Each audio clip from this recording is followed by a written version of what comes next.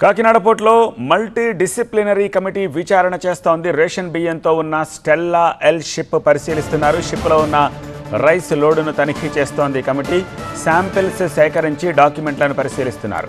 3 గంటలుగా ఈ తనిఖీలు కొనసాగుతున్నాయి. షిప్లో లోడైన 38,000 మెట్రిక్ టన్నుల రైస్ గురించి ఇప్పుడు ఆరా తీస్తున్నారు. రైస్ బుకింగ్పై బిల్లుల్ని సేకరిస్తుంది కమిటీ. రైస్ ఎవరి పేరుతో బుక్ అయ్యింది అని ఎంక్వైరీ చేస్తున్నారు. ఎక్కడికి వెళుతుంది అన్న వివరాల్ని సేకరిస్తున్నారు కమిటీ సభ్యులు.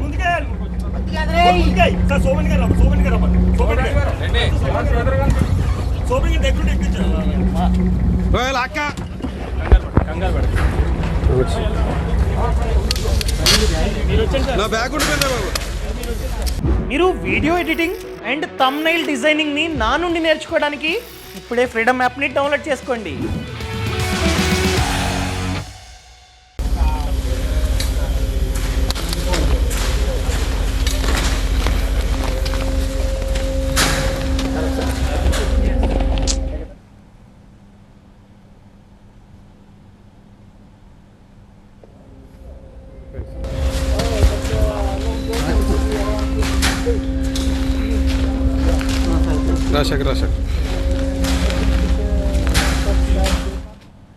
కాకినాడ పోర్టులో మల్టీ డిసిప్లినరీ కమిటీ ఎంక్వైరీ చేస్తోన్న దృశ్యాలను స్క్రీన్పై మీరు చూస్తున్నారు. రేషన్ బియ్యంతో ఉన్న స్టెల్లా ఎల్ షిప్ని క్షుణ్ణంగా అధ్యయనం చేస్తున్నారు. షిప్లో ఉన్న ఆ రైస్ లోడును తనిఖీ చేస్తోంది ఈ కమిటీ.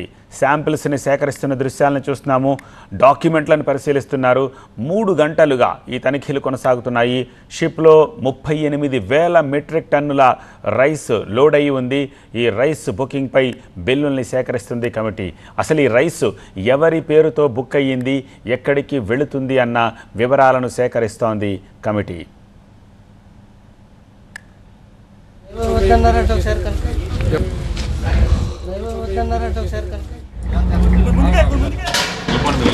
ఒకసారి